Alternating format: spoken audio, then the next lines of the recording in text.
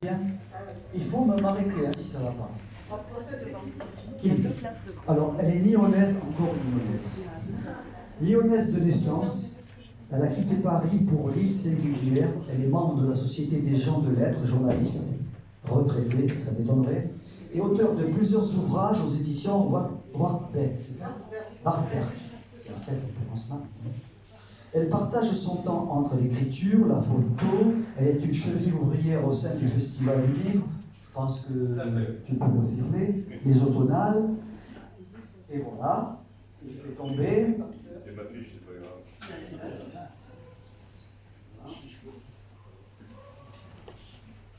Après, on va passer chez Bernard Voyon, qui est là. Il est installé à Sète depuis quelques années, spécialiste de Saint-Antonio, est un ancien maître de conférences à l'Institut national polytechnique de Grenoble. Il partage avec Bernard Longeon, qui est là, beaucoup de choses pour Georges Brassens. Bernard, tout le monde aussi le connaît, je l'avais reçu au Café littéraire il y a un moment de ça. 10 ans. C'était à l'hôtel de Paris. Voilà, c'est ça. Mais on n'a pas changé. Tu as remarqué qu'on n'a pas changé. D'accord. Alors Bernard Longeon, il est membre entre autres de la Société des gens de lettres, a publié un grand nombre d'ouvrages de tout genre, biographies, nouvelles, essais. Il est notamment l'auteur avec Bernard Ognon de Georges Brassens, Pas à pas, petit guide très orienté de Sète. Chef d'orchestre sur le bateau Le Roqueron, de l'organisation du centenaire de la naissance de Georges Brassens. Il est le président de l'association Philomère, dont ce soir il y a pas mal de membres ici, et je vous en remercie. Mesdames et messieurs, merci de les accueillir.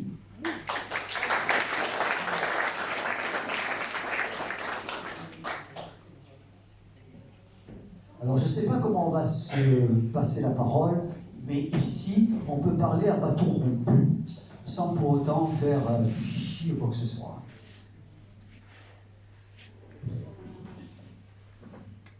Alors, le titre du livre, Lexique amoureux de Sète. Pourquoi amoureux? Alors, en fait, le titre, on n'a pas choisi parce que ça fait partie d'une collection.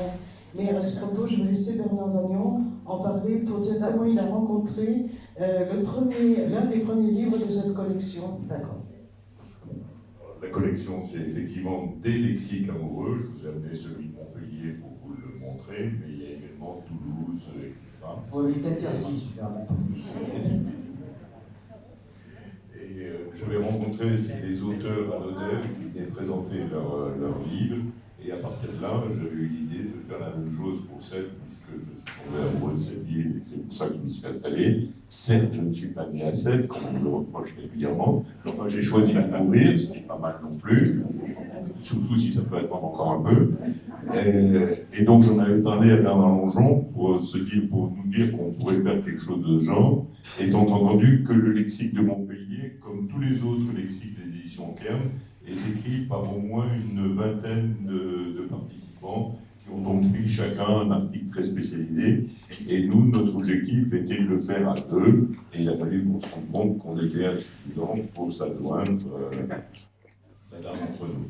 Et puis il manquait surtout la touche féminine. Bien sûr, bien sûr. Et puis je vous rassure, moi ça fait 60 ans que je suis à Sète, je suis passé toi. Deux générations. Et voilà, et donc quand on n'est pas né à Sète, on nous le dit. Mais ça fait rien, hein, on est bien à Sète, voilà. Alors qui est-ce qui a eu cette idée d'écrire ce livre? Et comment ça s'est passé? C'est ce que je viens de raconter, c'est moi qui en ai eu l'idée. Alors, je suis allé trouver Bernard, puisqu'on travaillait déjà sur le petit guide de Sète, pas à pas dans les pas de Brassens, qui est un succès librairie absolument énorme. Le fait qu'il coûte que 7 € est probablement pas totalement étranger au succès. Et donc, je pensais qu'on pouvait collaborer. Et après, donc, Jocelyne est venue nous rejoindre, mais on s'est divisé la tâche en 3 parts, complètement inégales d'ailleurs, parce que Jocelyne est vraiment très compétente, elle a écrit un peu plus que nous. Oui, il y a beaucoup de passages, en fait, d'écriture de Jocelyne. Mais bon... Oui, alors moi je suis venue un peu, je vais juste rapporter l'histoire. Et la touche féminine, quand même, comme dit Bernard Longeon. Je venais de terminer un manuscrit, donc je m'ennuyais un peu, j'avais besoin d'écrire. Donc sur Facebook, j'ai créé une page que j'ai appelé Saint-Témoin. Et en discutant avec Bernard Longjean, je lui en parle au café, etc. Il me dit, bah, écoute, on cherche une troisième personne, là. Il me parle du projet, et voilà, ils en ont parlé ensemble, j'ai dit banco, et voilà, je suis arrivée. Ah oui, c'était même au Café Lumière, pour être très précis, dans les Halles. Ah, parce que c'est là où tout se passe. Au Barajou. Attention, C'est vous dire le nombre de personnes qui fréquentent tous les deux. parce que c'est pas pareil au La Barajou. chose à l'auteur sérieux de ces deux scènes. Exactement, Bernard. Donc tout se passe dans les bistrots, de toute façon. Exactement. Et combien de temps avez-vous mis pour disons, faire ce... On a dû mettre 3 mois. Ah, c'est bien, Oui, à c'est peu près 3 mois. Donc un mois chacun. D'accord. Et Donc 9 mois à 3 voilà. pour la bouche. Alors moi, personnellement, je pense que vous avez été très courageux de faire ce livre, parce qu'on voit de ci, de là des livres écrits sur scène, mais bon, là, c'est un recueil qui est assez complet.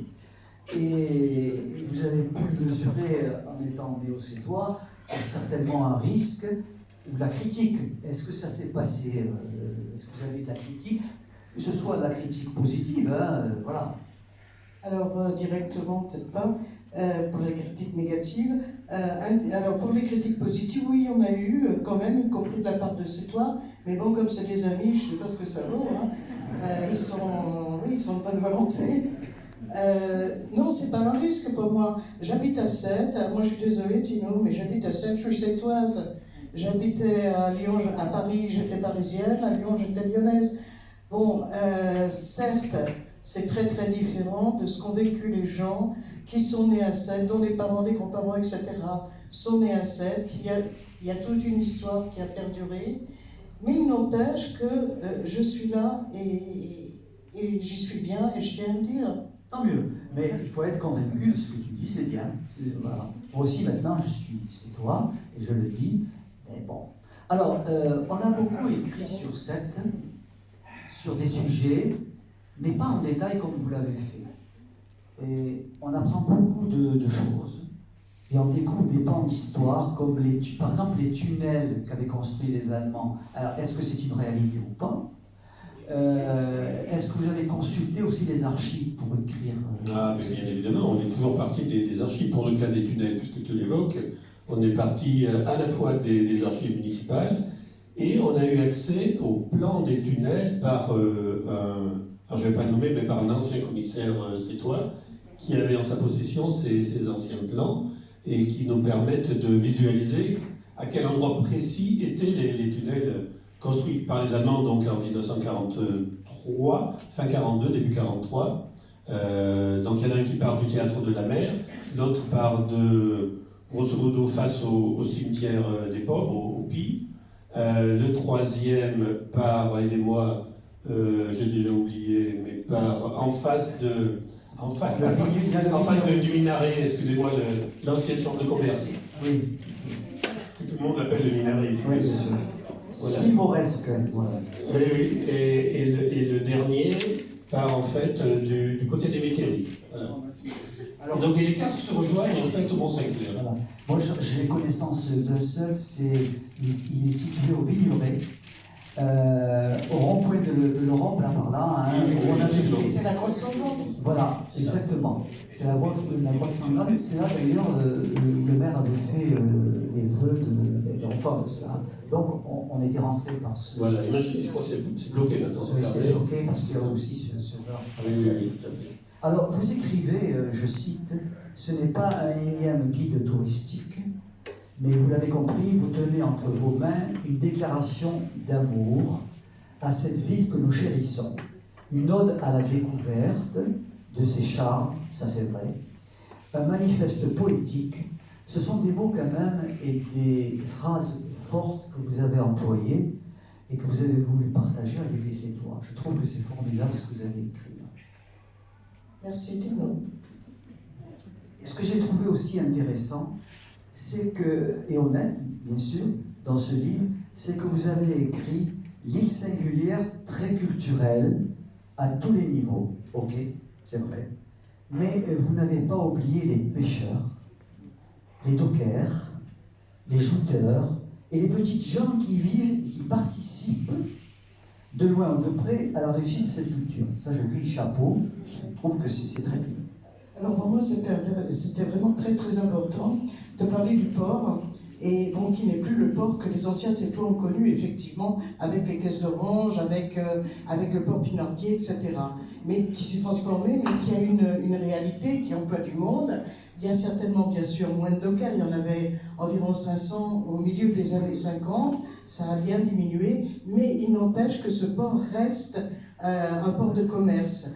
Et il y a une rotation des navires de commerce importante. Je crois que c'était important d'en parler. C'est vrai que dans un guide touristique, on ne parle pas de ça. Le port ne se visite pas. Vous le savez, c'est la région, voilà, et c'est surtout une zone Schengen.